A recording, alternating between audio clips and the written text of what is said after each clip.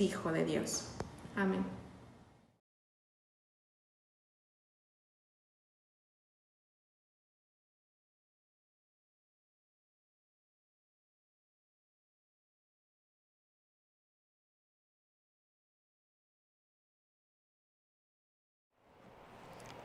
Señor les bendiga de nuevo, hermanos. Quisiera darles una buena noticia. Ahorita que bajé, estoy mirando cualquier cosa que esté pasando y nos llegó una buena noticia. Nos dicen que Diana Cautiño, ya nuestra hermana Maricruz, hoy sale del hospital, le van a dar de alta. Yo creo que es razón para estar profundamente agradecidos con el Señor. Y quisiera también de esta manera darle la bienvenida a Dan Ramírez y Cecilia Gallegos, una pareja que a través de nuestra hermana Pamela supieron de nosotros y están muy interesados en conocernos, en ser parte de nuestra comunidad. Y espero que por allí alguien escriba, ¿verdad? Bienvenido. Hermanos, no sé si están en YouTube o están en Facebook, pero donde quiera que estén, si están, que el Señor les bendiga mucho, bienvenidos. Estamos tal vez un poquito desorientados en cuanto a los tiempos, pero ya casi llegamos a la mitad del mes de agosto. Y cuando nosotros llegamos a estos tiempos, pues uno ve por todas partes corriendo a los chiquitines y contando sus historias a dónde fueron a pasar sus vacaciones. También este es el tiempo cuando la escuela bíblica de vacaciones de la iglesia, que siempre es un montón de chamaquitos, diría yo, ¿verdad? Han estado entrando y saliendo en el templo. Estarían contándonos acerca de sus lecciones, algunos de sus textos aprendidos de memoria. En algunas iglesias nosotros nos tardamos un poquito más, pero tal vez valdría mencionarlo aquí, ya cuando uno regresa a finales de agosto y uno está viendo que los niños, los muchachos regresen a la escuela. Es tiempo que las personas que pertenecen al coro empiecen a preguntar: ¿y qué vamos a cantar para Navidad? Porque aunque diciembre parece muy lejos, no lo es, especialmente cuando uno tiene que hacer preparativos, ¿verdad? Pero bueno, la pandemia vino y la pandemia arruinó todo, nuestros horarios, calendarios y todo lo demás. Yo de repente me despierto y digo: ¿qué día es? Tengo que preguntar o ver mi celular para saber, no la fecha, sino si es lunes o martes o miércoles. Yo sé que para algunos también les ha ocasionado lo mismo. Y algunos pastores toman vacaciones en estos días y cuando regresan están en sus estudios, ¿verdad? En sus oficinas, van a abrir el leccionario, aquellos que seguimos el leccionario, y quieren saber exactamente qué es lo que hay que predicar para el día 9 de agosto. ¿Qué les parece? Y si ustedes tienen algún leccionario o pueden accesar a algún leccionario, ustedes descubrirían que capítulo 37 del libro de Génesis, que ya se leyó, es el texto para el día de hoy. Sus hermanos lo venden, terrible la historia que tenemos allí, lo venden como esclavo, simulan un asesinato, ¿verdad? O una desgracia, toman sangre de un animal y la túnica de colores que tenía José la van a entregar al padre, ¿verdad? A Jacob, y decirle que alguna fiera pues mató a su hijo. Es interesante que no le traen ni siquiera una oreja, ¿verdad? Pero la historia está allí, es una historia fascinante. De hecho, es la historia más sofisticada, más completa, diría, de todas las historias del libro de Génesis. Génesis, allá en el capítulo 4, levanta una de las preguntas más profundas de la Biblia y de nosotros, de la raza humana. El Señor le pregunta a Caín: ¿dónde está tu hermano? ¿Dónde está tu hermano? Entonces, todo el libro de Génesis, como Luis Alonso Choquel escribía hace muchos años un libro, es un libro de hermandad, de toda clase de relaciones de hermandad. Pero esta última es la historia más, diríamos, más terminada, más finiquitada de la Biblia. Y por supuesto, predicar de estos textos trae mucha oportunidad para reflexionar en nuestras propias vidas. Pero hay un texto alternativo para el día de hoy que pudiera haber sido Primera Reyes capítulo 19. Un hombre llamado Elías, el profeta de Israel, Israel del norte, está encuevado, está en una cueva allá. Ha estado deprimido, enojado, molesto. No logro entender la psicología de este profeta, porque acaba de matar 450 profetas de Baal y de Astarte. O sea, fue un triunfo de los más grandes que tuvo en su vida este Elías, y uno pensaría que de ahí pues va a atacar más. No, tan pronto escucha a Jezabel que jura y dice: si para mañana la cabeza de Elías todavía está en su cuello, ¿verdad? No me llamo Jezabel. Y le da miedo al profeta y huye, y una carrera larguísima. Pero ahí está ahora encuevado, y el Señor, nuestro Dios, envía un viento que dice el texto que rompía las rocas. No sé qué clase de viento era ¿verdad? Pero rompía las rocas el viento. Imagínense un terremoto, un fuego, pero cuando viene un silencio absoluto, aunque nuestra Biblia habla de un silbo apacible, la idea sería la misma. Él sabe que Dios está allí, se cubre con su capa y tienen un diálogo, y nuestro Dios, que le habían presentado pues la carta de renuncia del profeta, no se la recibe, sino que lo comisiona de nuevo. Otro texto, hermanos, que predicarlo sería precioso. Y luego está el último que nos leyó nuestra hermana Raquel, Mateo capítulo 14. De pronto el Señor está caminando sobre las aguas, ¿verdad? Es la única vez que se menciona en la Biblia del Señor Jesús que camina sobre las aguas, pero usted puede usar esa expresión donde quiera que sea, ¿verdad? Y todo el mundo sabe que se habla del Señor Jesucristo.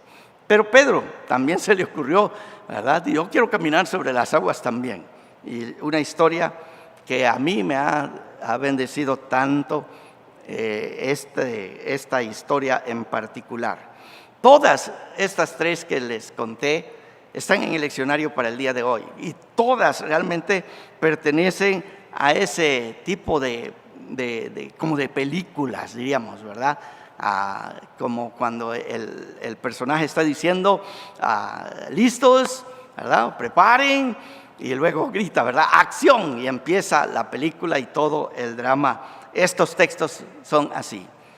Pero luego viene el texto en el que estaremos trabajando hoy, el texto de Romanos capítulo 10, del versículo 5 al 15. Pablo está en medio de un discurso, de uno de los discursos teológicos más importantes, hermano, de verdad, de los más importantes del apóstol Pablo en esta maravillosa carta. Y Pablo está discutiendo en particular la cuestión del señorío de Dios y el futuro. ¿Qué significa que Dios es Señor? Y las cosas que han de venir. Y también, hermanos, del papel de Israel y de la misericordia de nuestro Dios. Ahora, en el pasaje que está cortado para nosotros en el día de hoy, desafortunadamente no encontramos de esos textos que son climáticos en Romanos, ¿verdad? Que llegan hasta el cielo o que bajan hasta lo más hondo. No lo encontramos.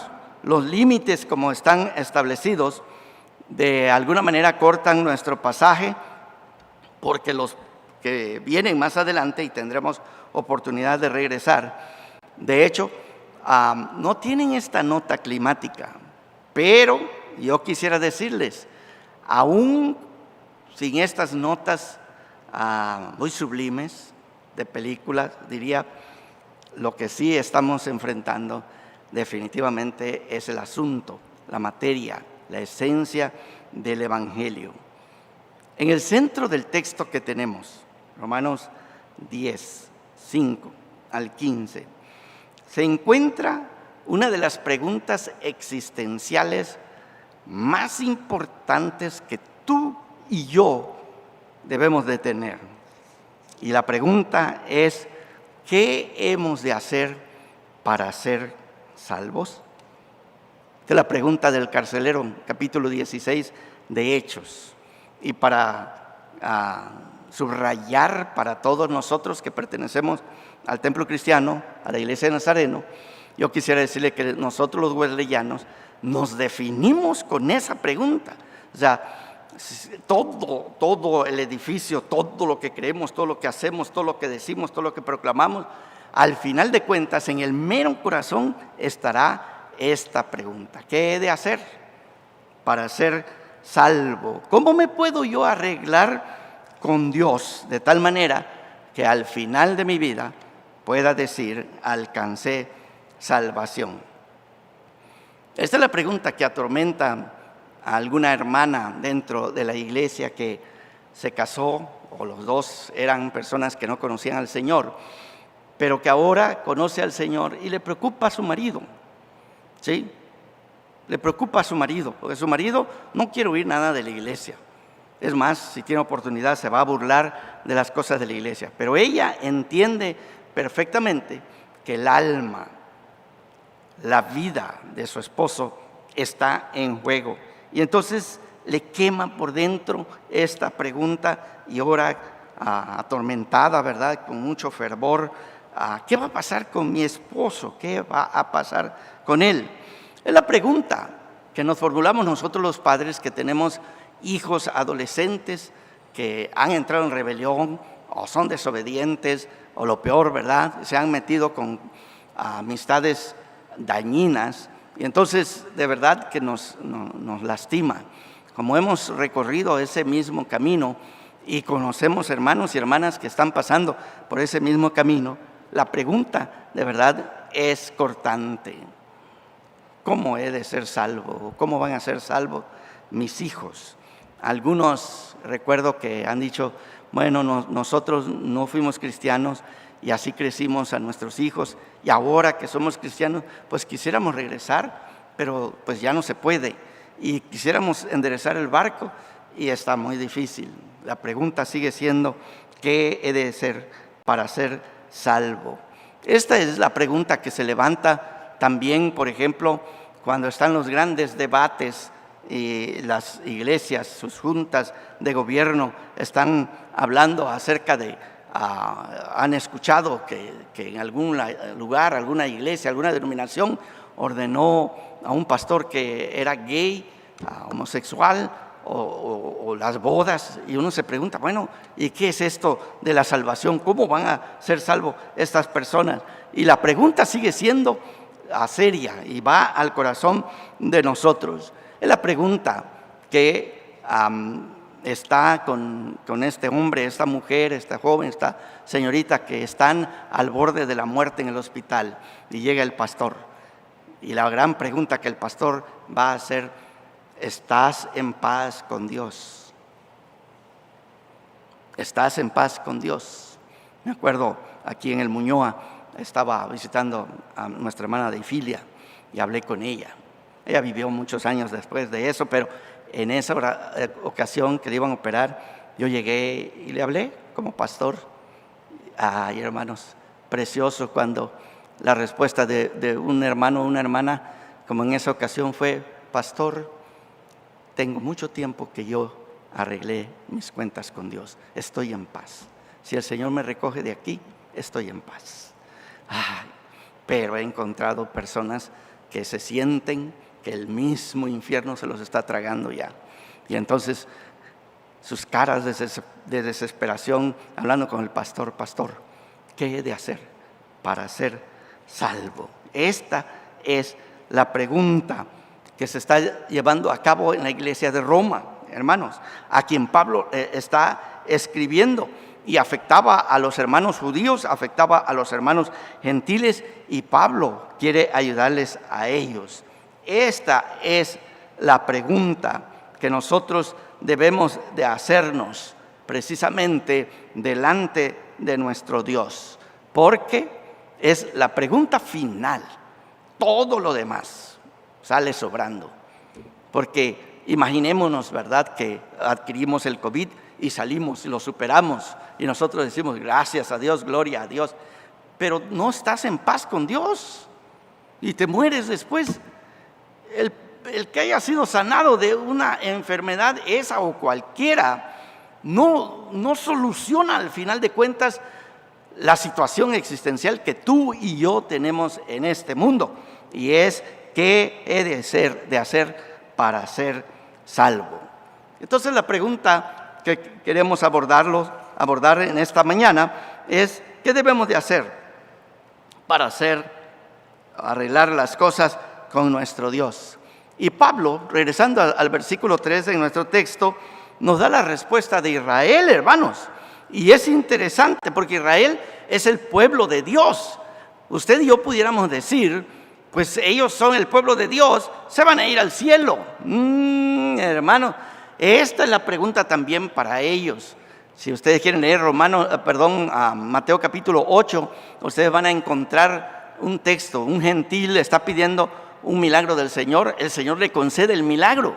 Y luego cuando él se va, habla con los que están allí y le dice: nunca, ¿verdad?, había hallado tanta fe en Israel como en este gentil. El Señor Jesucristo está diciendo eso. Y luego añade Mateo un dicho muy interesante, ¿sí? Vendrán del oriente y del occidente y se sentarán a la mesa con Abraham, Isaac y Jacob, y los hijos del reino serán echados fuera. A ver, otra vez, los hijos del reino, es el pueblo de Israel. Pero es que no es el pueblo de Israel, no son los que ya están salvos, no son los que ya se van al cielo. Así diríamos nosotros de la gente de la iglesia, ¿verdad? Pero que no iba a la iglesia, que no oraba, que no ayunaba, que no hacía tantas cosas en la iglesia. En el Evangelio de Mateo, esta pregunta se responde de una manera muy particular y me encanta. Dice: los hijos del reino serán echados fuera. Entonces, es una pregunta para los hermanos judíos en Roma, y es una pregunta para los hermanos gentiles en Roma, y es una pregunta para los hermanos del templo cristiano de Tuxtla. Ustedes miran, pero yo voy al templo. La pregunta sigue siendo la misma para ustedes, ¿sí? Dice el versículo 3, tal vez regreso al 2 para más efectos. Porque yo les doy testimonio, estos son los israelitas, de que tienen celo de Dios. ¿Sí? ¿Lo escuchan? Celo de Dios. Estos israelitas son celosos por nuestro Dios, pero no conforme a ciencia, dice. Qué gran pero, ¿verdad? Pero no conforme a ciencia, porque ignorando la justicia de Dios y procurando establecer la suya propia, no se han sujetado a la justicia de Dios. ¿Qué hicieron los israelitas, hermanos, hermanas? Ellos tenían las buenas intenciones, porque mucha gente piensa así, ¿verdad? No importa, si crees en Dios, ya está todo resuelto. Sí, no importa. Nosotros necesitamos escuchar bien la palabra de Dios, no sea que erremos. Moisés había enseñado, y me gusta si ustedes notan los textos que están citados en esta porción, porque Pablo está en un diálogo, en un debate aquí, y se está afirmando de la palabra de Dios. Cita Levítico 18:5, que dice: el que guarda los estatutos y ordenanzas del Señor vivirá. ¡Wow! Ustedes pueden citar la Biblia y este es un buen texto. Si ustedes guardan todos los estatutos y las ordenanzas que el Señor nos ha dado, serán salvos. Esa es la respuesta que dio Israel. Y yo no sé si la escuchan. Se oye bien, se oye correcta. Y es más, es bíblica. Es bíblica. Pero Pablo va a diferir de ellos. Este pueblo, hermanos, se ha esforzado mucho. Habían guardado los mandamientos. Tienen ellos una cuenta. Contaron todos los mandamientos y llegaron a 613 mandamientos. Y los fariseos en particular, de donde venía Pablo como denominación judía, ellos se jactaban que las conocían y que las cumplían al pie de la letra. Así es que tenemos un pueblo celoso y que guardaba la ley. Y ellos pensaban, con esto nosotros estamos a salvo. Hay un pasaje en una autobiografía, en la autobiografía de Benjamin Franklin, en la cual él escribe de un proyecto. Él le puso un proyecto atrevido y audaz. Y este proyecto estaba concebido con el siguiente objetivo: llegar a la perfección moral. ¿Sí? Llegar a la perfección moral. Él decía, así podré vivir sin ningún defecto moral en cualquier momento y conquistar todas las inclinaciones naturales que podrían llevarme hacia el mal. Y se ideó todo un sistema, escogió 13 virtudes, estas las repartió porque dijo, voy a poner énfasis en una virtud, y lunes, martes, miércoles, jueves, viernes, sábado, domingo, para ir poniendo sus marcas de si había podido llegar a la meta final, de ser una persona perfecta. Pero él en su autobiografía confiesa, ¿sí? Confiesa. Dice, después de varios años de practicar este proyecto, me sorprendió encontrarme mucho más lleno de fallas de lo que me había imaginado. En otras palabras, nunca llegaría a la perfección como él había intentado. Franklin había pues intentado y fracasado en llegar a ser justo, igual como Israel intentó y fracasó. Y les contaría de otro personaje que para nosotros es muy especial, Juan Wesley. En un periodo de su vida hizo exactamente lo mismo, ¿sí?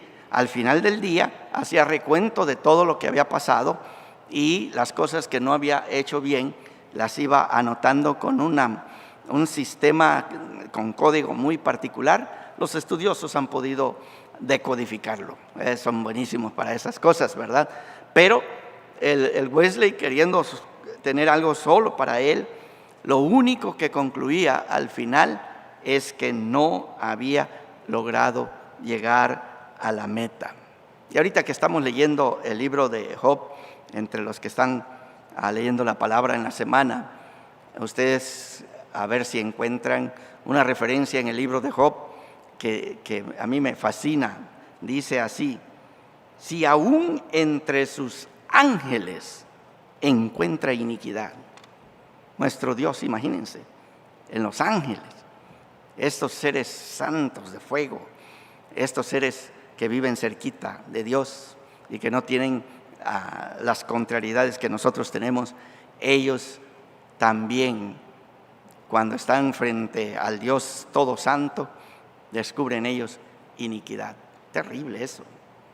¿Qué significa? Entonces, que la pregunta, ¿cómo puedo yo ser salvo? Israel la había contestado equivocadamente. Y eso es terrible. Hay un texto en el libro de Proverbios que dice, de hecho se repite, hay caminos que al hombre le parecen rectos, pero su fin es muerte. Yo sé que algunos dirán, bueno, es asunto de entender. Sí, exactamente. Pero estos estaban haciendo todos los mandamientos. Y Pablo va a decir que Israel estaba equivocado. Les voy a leer de nuevo el texto, ¿sí? Porque ignorando la justicia de Dios y procurando establecer la suya propia, no se han sujetado a la justicia de Dios, no se han sujetado a la justicia de Dios. Por eso aquí en el capítulo 10 de Romanos, Pablo habla de otra manera. y contrasta. La justicia que proviene de la ley apuntó a Israel en la dirección equivocada. En respuesta a eso, el apóstol Pablo nos presenta otro camino.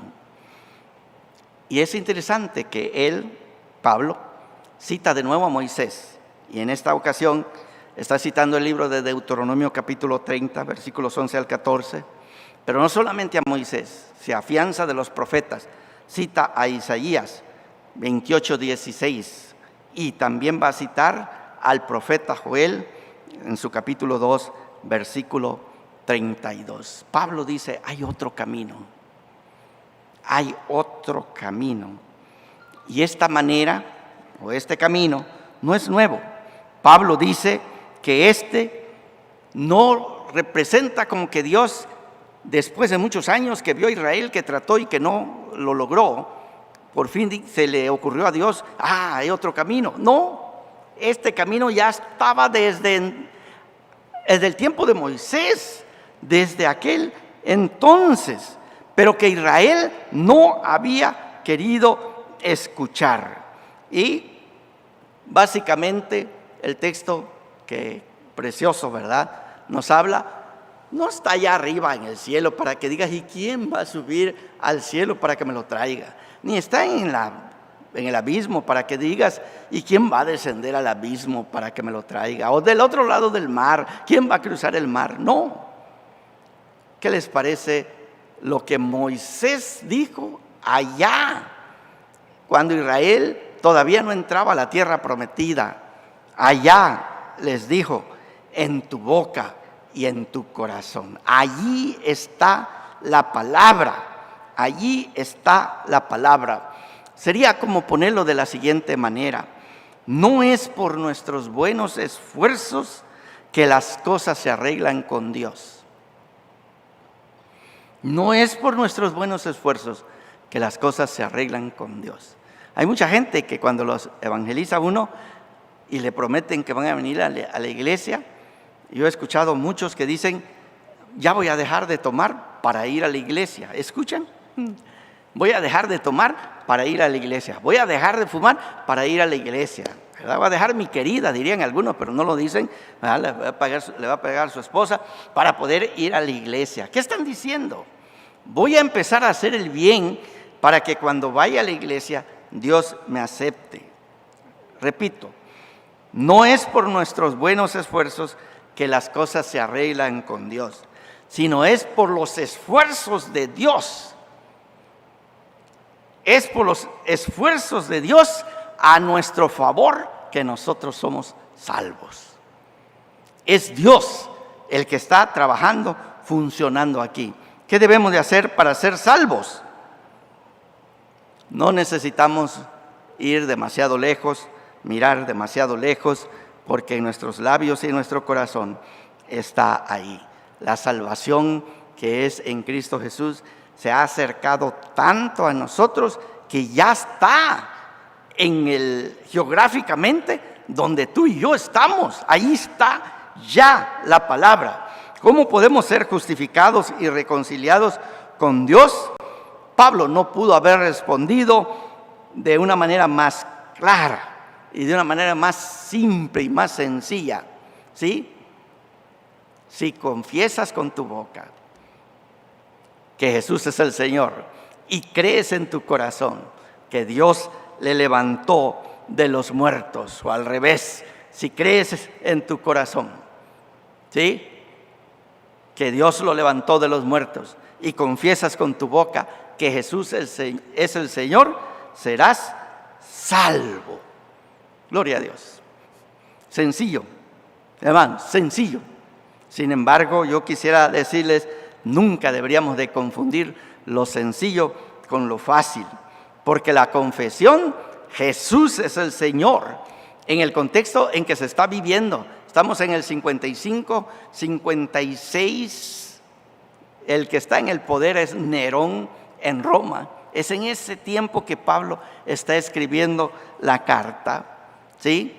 Decir que Jesús es el Señor iba en contra del César, porque el César obligaba a los romanos y a todos los que estaban bajo el imperio a confesar el Kyrios César, ¿sí? César es el Señor. Y decir Jesús es el Señor es ponerlo encima de todos los señores terrenales.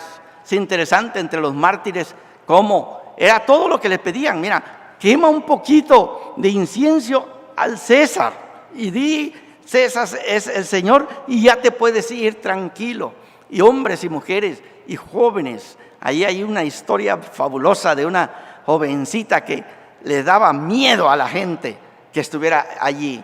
Ella, pues tan jovencita y tan flaquita como era, se enfrenta al César y le dice: Jesús es el Señor. La matan, pero esa confesión, hermanos, es la que se está pidiendo de nosotros. Sencillo, pero no fácil. Hace tiempo que leí las obras de Dietrich Bonhoeffer, no conocía esta parte de la historia. Descubrí que él y otras personas hicieron una declaración que se conoce como la Declaración de Barmen. Interesante, tal vez hay que rescatarla, porque fue una declaración que se hizo exactamente en el poderío de Adolfo Hitler. Y lo que está diciendo esta declaración: nosotros no tenemos otro Führer. De hecho, ya desde antes Dietrich Bonhoeffer en un discurso en la radio, de hecho lo pararon la radio, porque cuando Adolfo se proclama el Führer, Bonhoeffer va a la radio para decir: nosotros no tenemos otro Führer que Jesucristo. No tenemos otro Señor, no tenemos otra persona que esté por encima de Él. No, hermanos. Y esto hace precisamente esta confesión el corazón de lo que el cristianismo es. Cree, confía, confiesa que Jesús es el Señor. Y entonces nosotros entendemos que hemos pasado de muerte a vida. Dios es el que arregla todas las cosas en Jesucristo. Y por eso confiamos, no solamente vivos, pero muertos igualmente. Vivos o muertos, nosotros confesamos: Jesús es nuestro Señor. Esta es la declaración. Si confesamos que Jesús es el Señor sobre todos los otros señores, entonces, hermanos, esta nueva lealtad que se establece en nosotros es lo que Pablo va a declarar. Esto es salvación. Y déjeme ponerlo de esta manera: nosotros no tenemos que ser justos para creer. Creemos para ser justificados por nuestro Dios. Creemos en su palabra. Juan Calvino, uno de los teólogos allá del tiempo de la Reforma, escribió: suficiente entonces para practicar las mentes y asegurar nuestra salvación es la palabra del Evangelio, en el cual no se nos ordena ganar justicia por obras, sino abrazarlas como se nos ofrece gratuitamente por fe. ¿Qué debemos de hacer para ser salvos? Pablo, en lenguaje de Calvino, diría: abraza a Dios, que en Jesucristo ha abierto de par en par sus brazos divinos y espera que tú regreses como el pródigo para abrazarle a Él. Pablo está izando una bandera universal en este texto. Es un texto de la generosidad del Dios Todopoderoso. Una generosidad que no conoce distinción entre judío y griego, entre esclavo y libre, entre hombre y mujer. Pablo habla de esta manera en otros lugares, precisamente en relación al bautismo. Es un texto, como dice una escritora, un texto cargado de la grandeza de nuestro Dios. Y yo lo creo con todo mi corazón, porque es este Dios que lleva su amor hasta más allá de los límites para alcanzarnos a cada uno de nosotros, para ser salvos. Dios está listo a aceptar a cualquiera que acepte lo que Dios ha hecho en Cristo Jesús. ¿Pueden ustedes imaginárselo? Creo que nuestra mente aquí nos falla de una manera terrible. Dice el versículo 11, todo aquel que en Él creyere no será avergonzado. Gloria a Dios. Tú puedes creer. El Espíritu de Dios está cerquita de ti, trabajando en tu corazón. Puedes creer, porque para eso ha sido dado el Espíritu. Sí, dice en el versículo 13, todo el que invocare el nombre del Señor será salvo. Hermanos, tal vez como lo hemos oído tanto, porque la iglesia cristiana lo proclama, las palabras tal vez han perdido algo de su maravilla en nuestros oídos. Pero hoy yo quisiera decirle, hagan a un lado todo eso y escuchen, de verdad, escuchen la palabra. En un mundo de legalismo judío, Pablo proclamó, Dios es Dios de judíos y es Dios de gentiles, y a todos les ha dado la oportunidad en Cristo Jesús de creer. ¡Wow! De creer. 16 siglos después, por causa del legalismo de la Iglesia Católica Romana de aquel entonces, mucha gente sentía el peso de que no se podía salvar. Muchas demandas. En ese contexto, en la Reforma se volvió a proclamar esta palabra, sola fide, solo por fe, sola gracia, solo por la gracia de Dios, solo Cristo, solo por Cristo Jesús. Son palabras que resuenan en el corazón para aquellos que queremos contestar la pregunta, ¿qué he de hacer para ser salvo? Bendita palabra de Dios, bendita seguridad. Dios es generoso con todos los que le invocan. ¿Qué necesitas para ser salvo? Invocarlo. Así de sencillo, invocarlo. Bendita seguridad. Nuestra salvación no depende de nuestros esfuerzos, sino de los esfuerzos de Dios a nuestro favor. Y yo quiero subrayar y decirles, Dios está a favor de nosotros en Cristo Jesús. Dios nos ama en Cristo Jesús. Por eso es que tú y yo tenemos que creer en nuestro corazón que Dios le levantó de los muertos y confesar con nuestra boca que Jesús es el Señor. Bendita seguridad, porque este es el impulso. Esto en la carta no es del capítulo 10, viene desde el capítulo 1, porque no me avergüenzo del Evangelio, porque es poder de Dios para salvación a todo aquel que cree, primeramente al judío y después al griego. Sí, el Evangelio es poder de Dios para salvación. Esta es pues la generosidad ciega de Dios para todos aquellos que confían en Dios. Nosotros sentimos que en el versículo 13 debería haber terminado nuestro pasaje. Ahí debería haber terminado porque creo que llegó a un clímax. Todo el que invocare el nombre del Señor será salvo. Pero nuestro leccionario dice que hay que leer 14 y 15.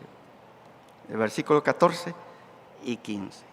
Y bueno, cuando empezamos a leerlos, Pablo está considerando cómo uno es salvo por la fe y cómo uno cambia, pero cómo nosotros escuchamos este evangelio que nos salva. ¿Qué les parece? Pasaje, una escalera, porque es toda una escalera que tiene el apóstol Pablo, preciosa. Creo yo, hermanos, hermanas, amigos que nos escuchan, que para que tú y yo escuchemos las buenas nuevas que traen la salvación, pues necesitamos a alguien que nos la proclame. Y yo doy gracias a Dios. Yo he trabajado en seminarios, en institutos, en centros de estudios ministeriales por prácticamente toda mi vida. Y he visto hombres y mujeres, jóvenes, señoritas, que llegan a los seminarios y cada uno que llega le preguntamos, ¿qué hace usted aquí? Son muy poquitos los que dicen, pues vine porque quería tomar algunas clases. Casi todos hablan de que sienten aquí adentro que el Señor los ha incomodado para que entren a esta tarea de la proclamación. Y algunos de los que han llegado que solamente para clases, al ratito están diciendo, no, también a mí, ya el Señor me tocó. Y he conocido y conozco pastores que llegaron así. La generosidad de nuestro Dios principia allí, que Dios llama hombres y mujeres por todas partes. Cuando estamos hablando del FEM, de la ofrenda, de eso se trata. Hay misioneros. Nuestra iglesia, solo nuestra denominación, tiene más de 700 misioneros. Todos ellos les pueden decir que Dios los llamó y que quieren irse no sé a dónde, que quieren ir a predicar, a proclamar el evangelio. Los chinos, ¿quién son los chinos? Ya lo veo ahí en mi mapa, pero estos sienten, no, el Señor me llamó para los chinos. No puede ser, el Señor te llamó para cualquier otro lugar, pero no los chinos. No, allá, y allá van. Bueno, yo les diría que nuestro Dios sigue llamando a hombres para misioneros, para evangelistas, para pastores, para maestros. Todos ellos aquí adentro llevan esta nota de proclamar la generosidad de Dios en Jesucristo hacia todas las personas y a quienes se debe de proclamar para que todos escuchen para que todos tengan la oportunidad de creer y para que todos tengan la oportunidad de salvarse. De verdad Dios te ama, porque aunque tú no lo sabes, hace tiempo Dios ya llamó a la persona que te va a hablar. Y pudiera ser un pastor, un evangelista, a un misionero o un laico de la iglesia, una hermana de la iglesia, un maestro de escuela dominical, que en algún punto tú y esa persona van a coincidir y allí se va a dar que te digan, cree en el Señor Jesucristo. Y si tú crees, no importa quién sea que te lo traiga, tú tienes la oportunidad de llegar a ser salvo. ¿A quién debe pues proclamarse este texto, esta palabra adecuada? Como escribe Fred Craddock en uno de sus comentarios, esta es la palabra adecuada.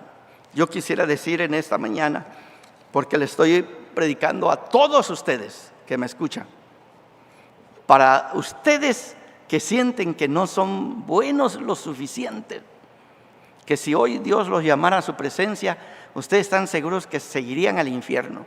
Pues a ustedes quiero decirles en especial, hoy han escuchado la proclamación de la palabra de Dios y tú puedes creer en Jesucristo y ser salvo.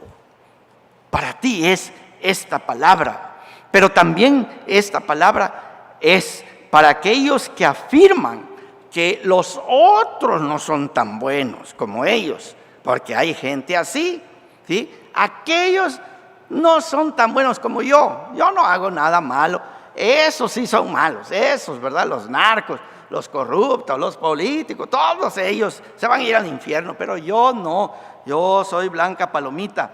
Yo quisiera decirte que para todas las blancas palomitas que me escuchan, también para ustedes es el evangelio, porque no importa qué hagas y qué tan bueno seas, ninguna de tus bondades te puede salvar.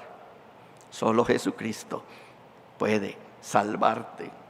Esta palabra es para los que se reprenden a sí mismos, que tienen una falta de buena estima en sí mismos, nunca se consideran personas buenas.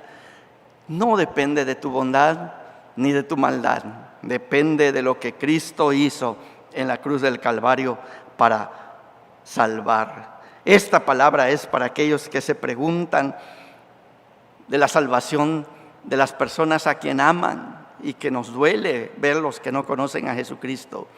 También es para ellos.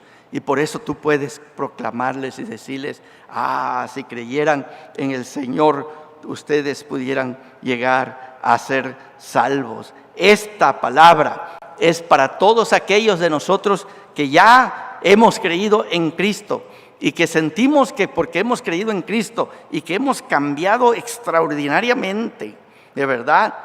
Muchos de nosotros vamos a decir, ya no tomo, ya no fumo, ya no hago nada de las cosas malas que antes hacía. También la palabra es para ti, porque pudiera ser que empiezas a confiar en tu bondad. La bondad que has adquirido ahora que eres cristiano. Hermano, hermana, no puedes poner tu confianza en tu vida tan santa como sea. No, acuérdate que el apóstol Pablo dice, pues aunque todas estas cosas pudieran haber sido ganancia, las estimo como pérdida, porque yo quiero alcanzar a Jesucristo. Quiero ser semejante a Él en su muerte. Quiero tener el poder de su resurrección en mi propia vida. En otras palabras, esta palabra es para todos nosotros los seres humanos y quiere en esta mañana ser escuchada. Porque esta palabra, este texto, habla de la asombrosa generosidad del Dios Todopoderoso, a quien predico en esta ocasión. Aún en estos días de agosto que nosotros a veces nos sentimos desorientados. En este contexto, en tiempo y fuera de tiempo, dice el apóstol Pablo, esta es la palabra de salvación. Que si creyeres en tu corazón que Dios Padre resucitó a Dios Hijo, a Jesucristo de entre los muertos, y confesares con tu boca que Jesucristo que fue resucitado es el Señor, serás salvo.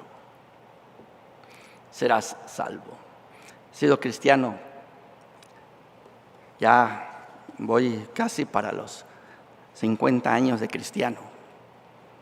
Y hoy escuchar la palabra, la escucho diciendo, nada de lo que soy y nada de lo que he hecho tiene ningún valor para mi salvación. Solo la fe que tengo en Jesucristo. Él es mi Salvador. Él es tu Salvador, si crees en Él. Te invito, si no has creído, que hoy creas y hoy sea el primer día de una nueva vida. Que el Señor te bendiga, nos bendiga.